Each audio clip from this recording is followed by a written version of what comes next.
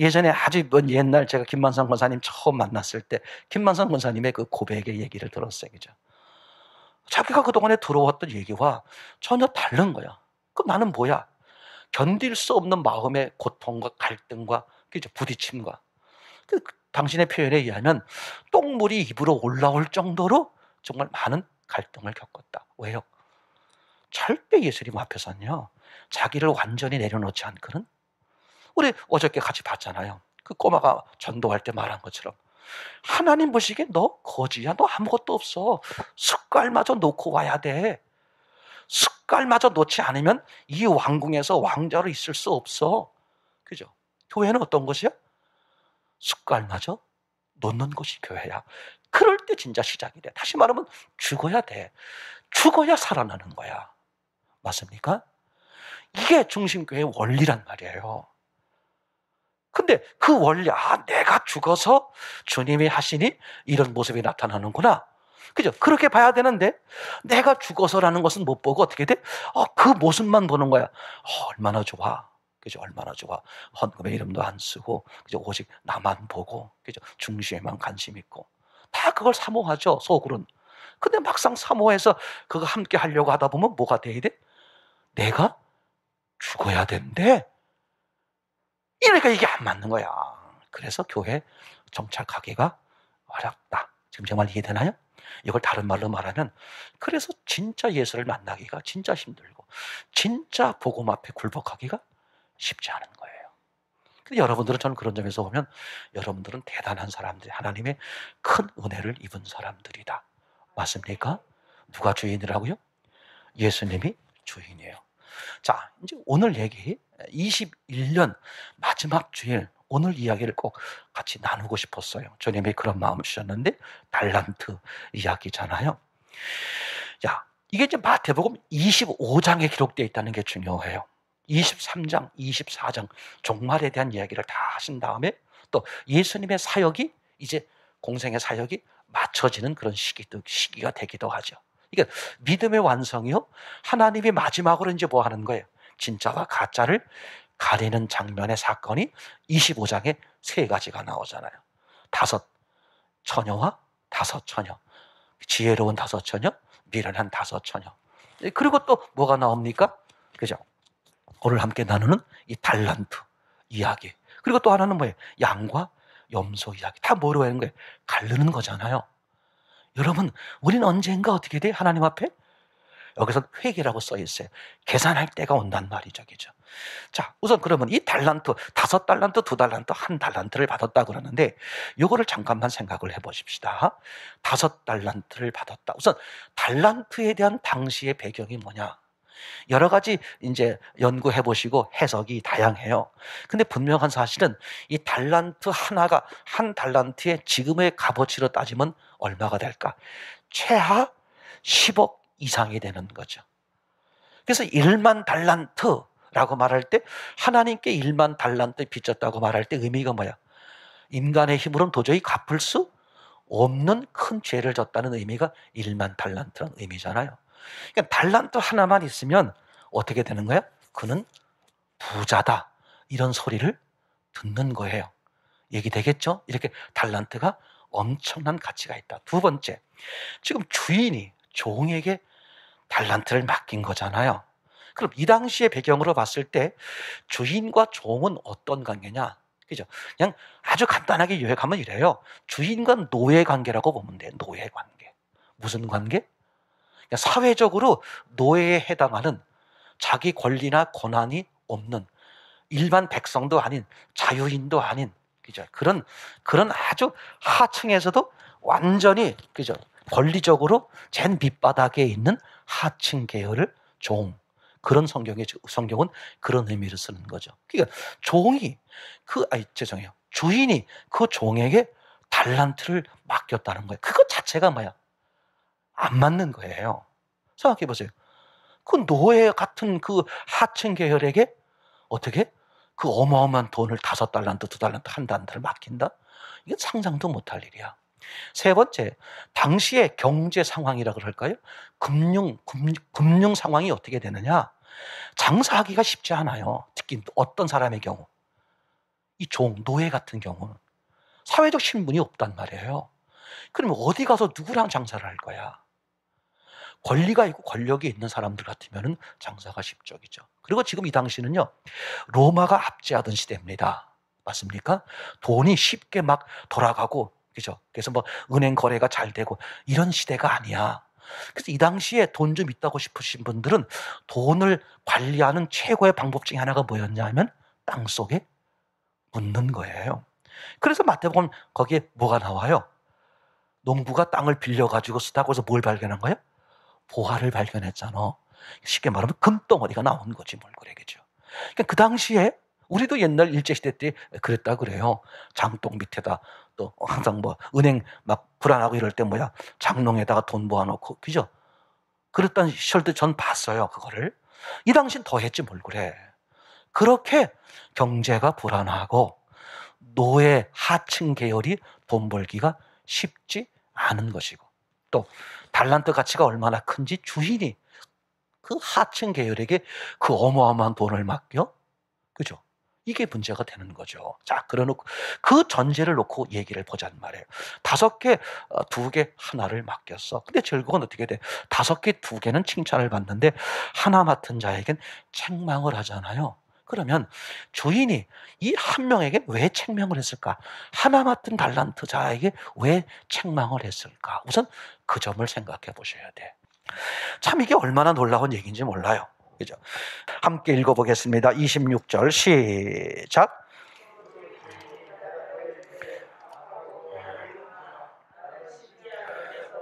아멘. 거기서 지금 그 한 달란트 맡았던 자에게, 그죠? 한 달란트를 도로 갖다 드렸어요. 그랬더니 주인이 뭐라고 말합니까? 악하고 게으른 종아. 이렇게 책망을 한단 말이죠. 자, 그러면 생각해 보세요. 지금 마태복음 25장이라 그랬어요. 하나님이 이제 결산하는 거거든요. 진짜와 가짜를 골라내는 거예요. 그죠? 신앙의 문제 아니겠습니까? 그러면 이 주인이 지금 이 한 달란트 맡은 자, 자기가 맡겼던 거 도로 갖다 줬단 말이에요. 근데 주인이 책망하죠? 첫째, 악하다. 그리고 게으르다 이거죠. 자, 왜 책망했을까요? 여러분, 왜 책망했다고 생각하세요? 5달란트 맡은 사람은 뭘 남겼습니까? 이익을 남겼죠? 2달란트 맡았던 사람은 뭘 남겼어요? 이익을 남겼어요.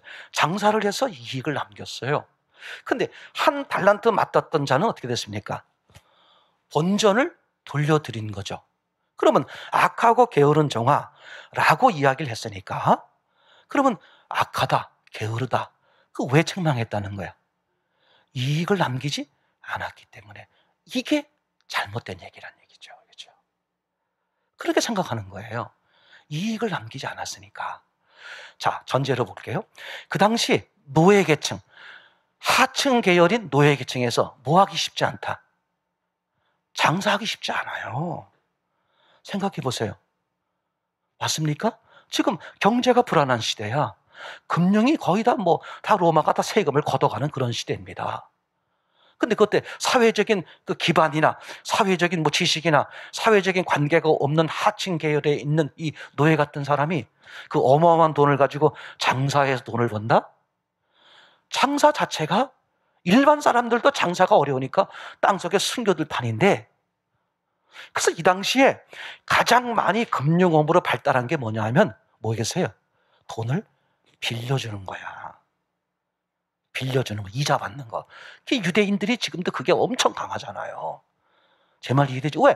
너무나 불안하니까 장사해가지고 이거 세금 뜯기고 못 뜯기고 남는 게 더 오히려 원금도 망해지겠어. 그러니까 어떻게 되는 거예요? 담보 받고서 뭐 하는 거예요?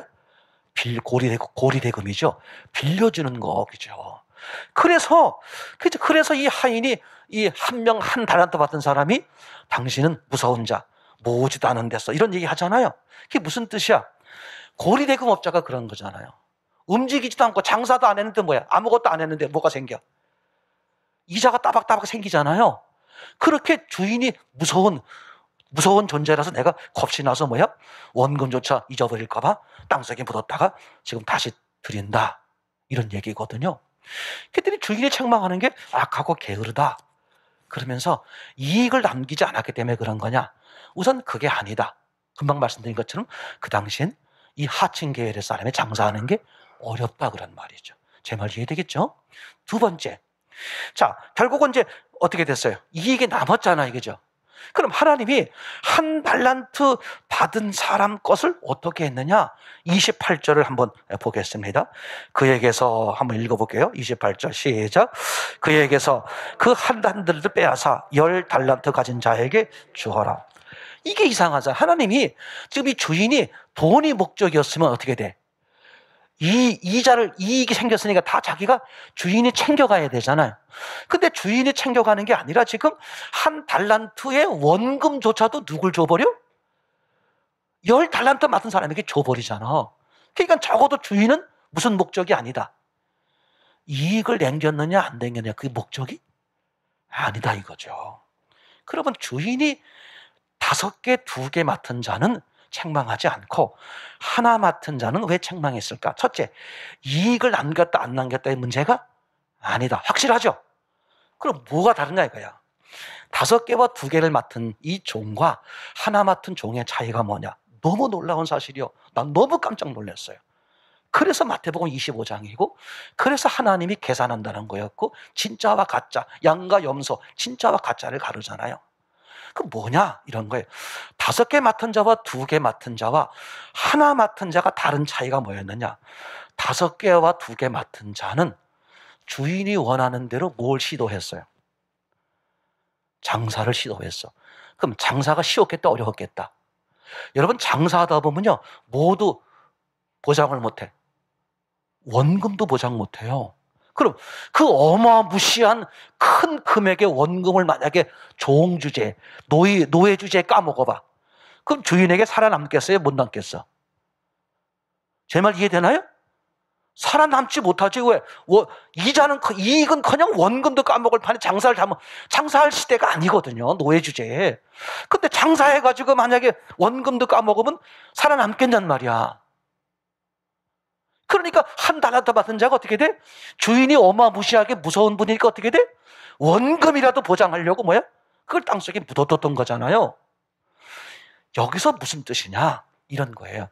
한 달란트 맡은 사람은 땅에 묻어뒀어요. 왜? 주인이 무서워서. 즉 주인으로부터 뭐를 보장받으려고? 내 목숨이지.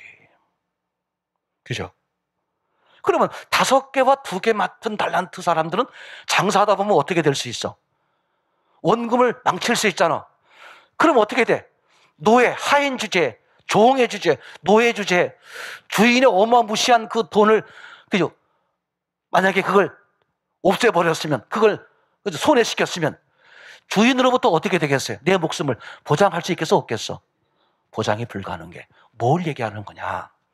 왜 주인이 칭찬했느냐? 이런 거예요. 이 5달란트와 2달란트는 자기 목숨, 그게 중요하지 않은 거야. 그거보다 뭐가 중요하다? 주인이 원하는 뜻, 주인이 원하는 말. 거기에 자기 목숨을 거는 거야. 난 내 목숨이 보장되지 않아도 돼. 주인이 시키는 대로 할 거야. 그런데 한 달란트 맡은 이 달란트의 종은 어떻게 됐어요? 주인이 원하는 것보다 뭐가 더 중요했어? 내 안전, 내 목숨. 간단하잖아. 그럼 신앙은 뭐냐 이거야. 내가 주인이냐? 하나님이 주인이냐? 요걸 보겠다 이거야, 요걸. 신앙은 요걸 보는 거예요. 예수님이 누가복음에서 그렇게 말했잖아요. 인자가 올 때 믿음을 보겠느냐? 그러면 믿음을 보겠다는 게 무슨 얘기야? 예수님이 주인이냐? 네가 주인이냐? 이거 하나밖에 없는 거잖아요. 여러분 아브라함을 생각해 보세요. 어떤 분이었죠? 너무나 놀라운 사실이잖아요. 아브라함이 어떻게 했어요? 그 하나님의 말씀 한마디에 자기 전 인생을 걸었어. 그게 신앙이잖아. 그래서 그게 믿음의 조상이잖아요. 맞습니까? 하나님의 주인 되는 거야. 내 안전, 내 생명의 안전은 그죠? 고려치 않는 거야. 난 하나님의 뜻이 더 중요하다. 나를 내어 던지는 거죠. 맞습니까? 모세는요, 그죠? 하나님이 얼마나 그냥 구체적으로 시키는지 몰라. 그죠? 뭐 질 때? 성막 지을 때. 성막이 뭐예요? 하나님이 거하시는 집이죠. 뭘 말하는 거야? 너희가 하나님이 거하시는 성전이 되려면 하나님이 세밀하게 시키는 대로 뭐 해야 돼? 따로 순종해야 돼. 그러면 어떤 경우만 가능해? 하나님이 주인일 때만 가능하지 뭘 그래. 하나님이 주도하는 삶을 살 때 가능하잖아. 모세를 통해서 확실하게 보여주잖아요. 맞습니까? 다윗. 일마다 하나님께 여쭙는 거야. 내 마음에 합한 자다. 그게 신앙생활이죠. 바울. 그렇게 많은 수고와 그렇게 많은 업적을 이루어서 사람들에게 칭송을 받을 만한데 바울은 뭐라고 말해? 내가 한 건 아무것도 없고 오직 하나님의 은혜. 창세기 요셉을 보세요. 어떤 어려움과 말도 안 되는 그런 어려움과 괴로움과 그죠? 그런 일을 당했음에도 불구하고 일생을 통해서 한 번도 불평이 없어. 왜? 하나님이 나와 함께 하시는 걸 믿었기 때문에. 아멘. 이런 삶을 가리켜서 에녹이 평생 하나님과 동행했다 말하는 거죠. 맞습니까? 하나님의 중심계를 세운 이유가 뭐라고? 네가 주인이냐? 하나님이 주인이냐? 그럼 오늘날 심령이 다 왜 권고할까? 왜 권고할까? 내가 주인이라서 그래. 그러면 중심교회가 나설 때가 된 거지 뭘 그래. 중심교회 신앙이 제 말 이해되나요? 예수님의 주인, 날 위해 죽으시고 날 위해 부활하신 예수님이 나의 주인, 내 삶의 주인, 내 일터의 주인, 내 가정의 주인. 주인이 주도한 대로 사는 삶. 내 안위를 걱정하지 않고 주님이 주도하시는 거죠. 주님이 주도하는 삶. 어제 말씀드렸죠? 에스더. 너를 왕으로 세운 것이 이때를 위함이 아니냐. 달란트 비유. 확실하죠. 뭐 때문에? 이익을 남겼기 때문이 아니야. 그건 그분이 하실 일이야. 내가 주의 이름으로 했는데 망했어. 망한 거 아니에요. 그건 영광이고 선입니다. 내가 내 이름으로 내가 주도해서 했는 성공했어. 성공이 아니야. 실패죠. 주님은 뭐만 본다? 주님이 주도했냐? 네가 주도했냐? 그래서 성경의 제일 첫 장, 첫 줄, 첫 단어가 뭐였어요? 태초. 역사 시간만 기억하겠다. 하나님이 주도한 시간만 기억하겠다. 와, 이런 평생의 삶이 되기를 참으로 소원합니다.